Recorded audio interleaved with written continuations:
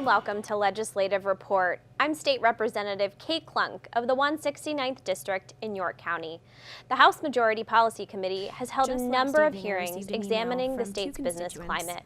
As a member of the committee, I attended a hearing in Lancaster County, where we heard from a number of local business owners about their experiences operating in Pennsylvania. Joining me today to discuss what we heard is our chairman, Representative Kerry Benninghoff. Representative and Chairman Benninghoff, thank you so much for joining us today. My honor, Kate. Thank you very much for having us here. Well, thank you. Just last week, we went over to Lancaster County.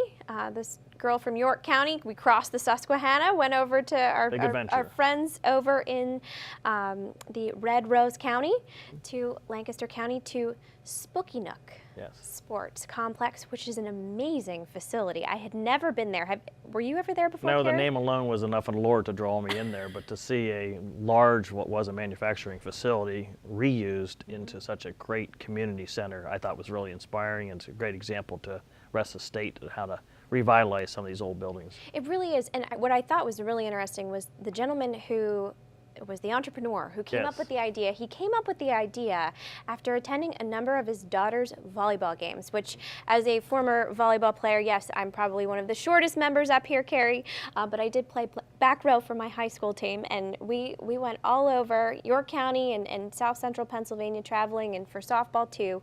And it is amazing the amount of sports that our children are involved with, and there's a need for those types of sport complexes. And they had everything from rock climbing to tennis to volleyball courts to squash courts. You name it, I think they had it. I believe there might even be a swimming pool there, I think, as well. But and even a golf simulator. And I think you're correct to see, one, a parent who takes an active role, but an entrepreneur who's willing to take the risk. We sometimes take for granted there are people out there that even in the worst economic times take some tremendous financial risks because they have that entrepreneurial spirit. They have the creativity and the willingness to see a vision and try to see it through. And to come and view that as policymakers and to have him talk to us about some of the zoning issues that he went through, some of the regulatory nightmares that made a fun project not so fun, and the fact that the government caused some of those obstacles was a real eye-opener for me, and I think reminds us that we are here to be assisting businesses to grow, not to be punitive. And that seems to be, again, a theme as we've worked throughout the state. One government agency that unfortunately seems to be at the top of the regulatory burden list is the Department of Environmental Protection. Yes, we hear many complaints from them, one in the response time, sometimes in their punitive measures when they do, find an issue. I always believe that these agencies should be there as a guidance, as a tool, and to give corrective measure when they find something that they don't agree with or they think that needs to be corrected, and not to be some kind of law enforcement agency that's out being punitive and looking for ways to fine people. That does nothing to stimulate business. That does nothing to create jobs.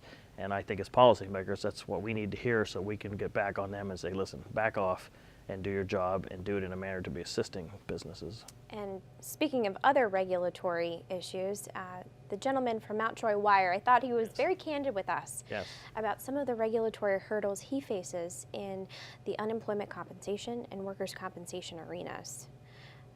So we'll have to, he certainly left us with a laundry list of things that we're going to have to follow up on. But to hear that firsthand is important, because here's a guy who's in the middle of the state, who's providing a tremendous commodity for the natural gas drilling industry, which is not necessarily occurring here, but they are helping to buoy up the economy here in Pennsylvania. So we have a very fast-growing business that needs his business here in Lancaster County to be able to be successful.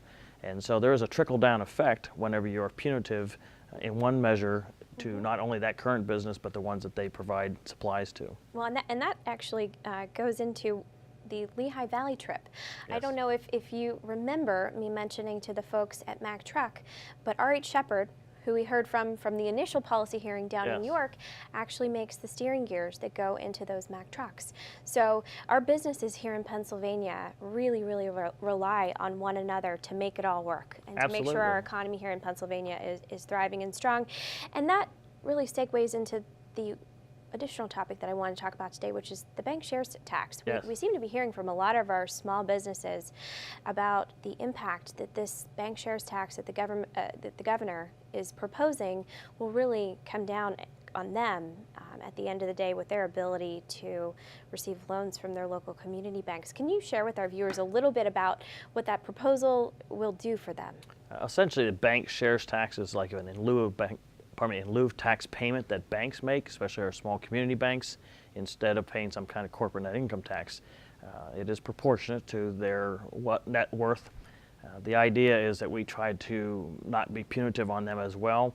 Negotiated rates were made several years ago. Unfortunately, we have a new governor in now, and he wants to roll those back and tax them more. In addition to, he wants to make that new tax rate, a higher tax rate, retroactive, so they'd actually not only pay additional taxes this year and next year, but roll it back in previous years. I find it to be punitive, but more sad about that, and I think what the gentleman from the Fulton Bank said to us, which really hit home, is this is so punitive that it minimizes their ability to make loans to our friends, families, and neighbors in our communities.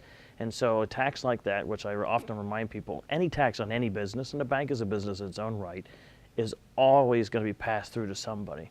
But to make it de minimis, not de minimis, but to diminish the ability to provide these loans to our community members really is not only hurting the banks, but yours and my community members. And I think it's wrong, and I think we should vote it down. Well, I absolutely agree with you. I hear from my local small business owners about this very same issue. They like dealing with our local community banks because it's, it's their neighbor, personal, who they're dealing with. And they're investing back in their own communities. I think they like that. Exactly. So we'll have to wait and see what our colleagues think, but I think the two of us are not in favor of that. Well, I think that little Tiger volleyball player will be a big assistance to us to help to knock that down.